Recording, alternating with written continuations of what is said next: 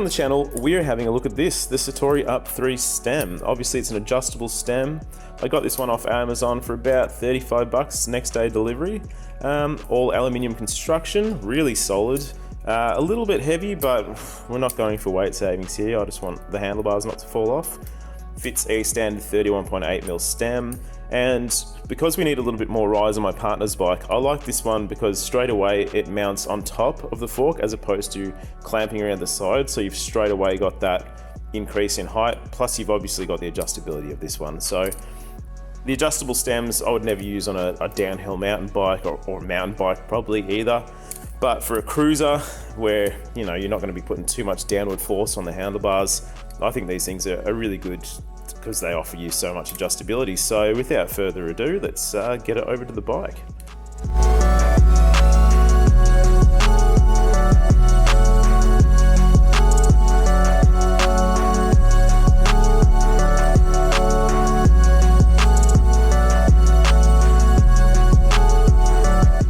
So the bike's apart, we've got a stem.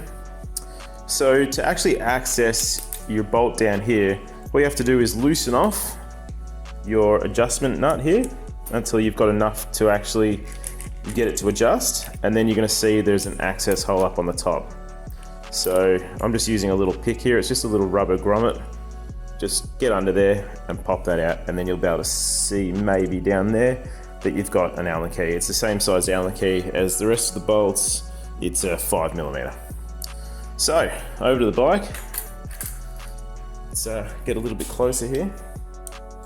So we'll sit this on top. We've got these bolts nice and loose, and you'll notice, at least in my case, there is a gap here, but that is more about the design of this stem. You don't necessarily need spacers. You do just have to start cranking down on the thread on the bolt in the center. So get the Allen key in there, still a 5mm, and we'll just start slowly tightening it, and that's going to bring the whole stem down to meet the frame or the headset. And we're just going to tighten that up as normal till you feel that the bearings aren't too crushed and you've still got some free movement, but without that actual free play. That's just a little bit loose still.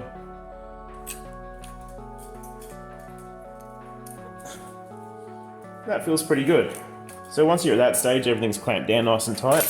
Just give it a little jiggle to make sure the bearings aren't stuck or anything like that. We're going to vaguely line it up with the front wheel and tighten our adjuster nuts. Now, according to this, we're looking at about 9 to 10 Newton meters. So if you have a torque wrench, feel free to use that. If not, just snug them down, don't go too crazy. You want them tight, but not absolutely crushing the crap out of it. So we'll just do both of those until they feel good.